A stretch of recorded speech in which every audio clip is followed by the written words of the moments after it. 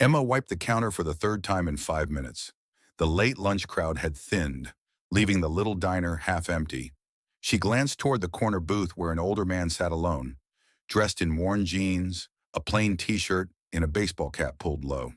He looked out of place, not homeless, but not someone you'd expect here at this hour either. His order was simple: black coffee and a slice of apple pie. But it was the way he smiled and said thank you that made Emma pause. She refilled his coffee without him asking. "You okay, sir?" she asked softly.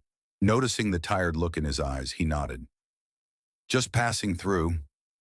Long drive." Emma gave him a kind smile and walked back to the register. She didn't know why, but something about the man reminded her of her late grandfather, quiet, kind, and carrying a weight no one could see. Meanwhile, her manager, Tracy, stood behind the kitchen door, watching Emma. She called sharply, waving her over. "You're spending too much time on that table. Focus on the customers who actually tip," Emma flushed. "He's a customer, too." Tracy scoffed. "He's a waste of a booth." Emma clenched her jaw but said nothing. She'd been working double shifts all week, saving up for nursing school. Every dollar mattered, but her values mattered more. A few minutes later, the man got up and handed Emma a $20 bill. "Keep the change," he said with a wink. When he left, Tracy stormed over. "That's it. I've had enough of your attitude. You're done." Fired, Emma's eyes widened. "For being kind, don't play innocent," Tracy snapped. "I saw you giving out free refills like it's charity." "We're not a soup kitchen." Emma stood frozen, heart pounding. The other servers watched silently, some with pity, some with fear. She grabbed her apron, holding back tears. What she didn't know was that the man she served so kindly wasn't just passing through. He was the new owner of the entire diner chain. And he had watched everything. Emma stepped out into the parking lot, her apron clutched in her hand, like a lifeline she'd just lost. The sun was starting to dip low, casting long shadows across the cracked pavement. She sank onto the curb near the back exit, fighting the burning behind her eyes. Her hands trembled. One moment she was planning her week's groceries. Now she didn't even have bus fare to get home. She didn't see the man watching her from across the street, leaning against a black SUV with tinted windows. Inside the diner, Tracy strutted back behind the counter, barking orders at the remaining staff. "Let that be a lesson. Anyone wasting company resources is out." The older man returned later that evening, the diner nearly empty. This time, he didn't wear the same clothes. A sleek black jacket covered his shoulders. His walk was different, straighter, more confident. The only familiar thing was his calm expression. Tracy looked up from the register, startled. "You again." "You need something," he gave a small smile. "Actually, I'd like to speak to the owner." "You're looking at her," she snapped. "No," he said, reaching into his jacket and pulling out a slim folder. "You're looking at the general manager. I'm Thomas Grayson, CEO of Grayson Dining Group. I just acquired this location last month." Tracy's face went pale. Wait, what's your... "I was undercover today," he said calmly, laying the folder on the counter, "evaluating staff behavior and customer experience. And what I saw was concerning. The kitchen grew quiet. Even the fry cook peeked out from behind the pass window. I witnessed a young waitress extend kindness, respect, and compassion. Then I watched her get fired for doing the exact kind of service this company values most." Tracy stammered, her voice dry. "I didn't know who you were." "That's the point," he said sharply.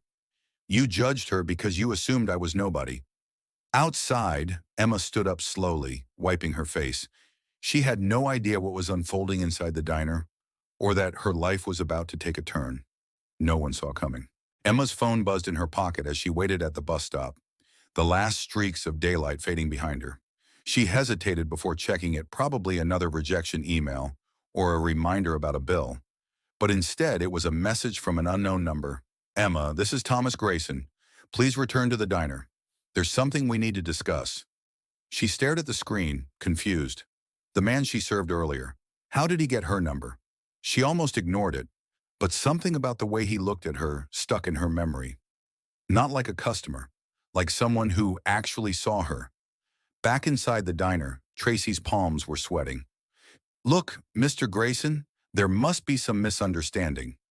She was rude, she was professional. Thomas interrupted. She went above and beyond, even while being disrespected by you in front of other staff. That doesn't reflect the culture I expect at my establishments. The staff remained frozen, wide-eyed. A silence hung heavy in the room. Where is Emma now? Thomas asked Tracy. Fumbled, she left.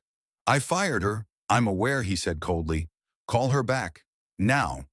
But before she could respond, the door swung open. Emma stepped inside, her eyes cautious, shoulders tense. She wasn't sure what to expect. Thomas turned toward her with a calm smile. Emma.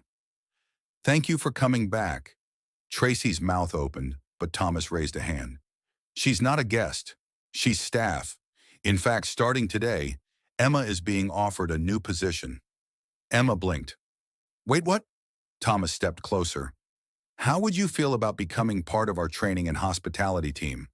We need people who know what compassion looks like in action. Emma could barely speak. I don't know what to say.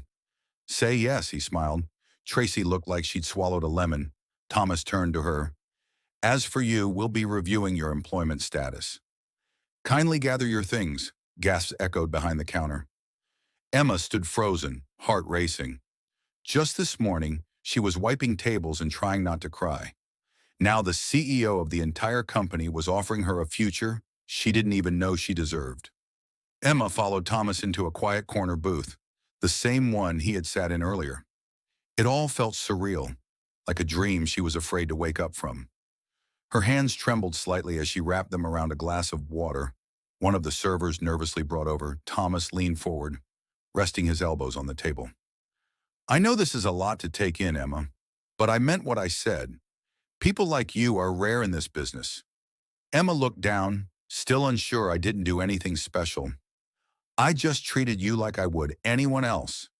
That's exactly what makes you special, he replied with a soft smile.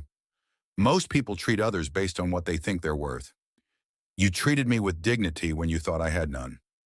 Emma looked up, her eyes glistening. I've been serving tables for 6 years. I've seen a lot of people come and go. I just try to be kind because you never know what someone's going through. Thomas nodded, visibly moved. I started undercover visits to understand how our staff really behave when they think no one important is watching. And in all my years doing this, you're the first to treat me like a human being instead of a burden.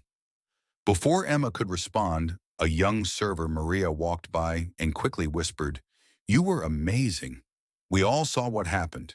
You stood up when no one else could. Emma gave her a grateful nod.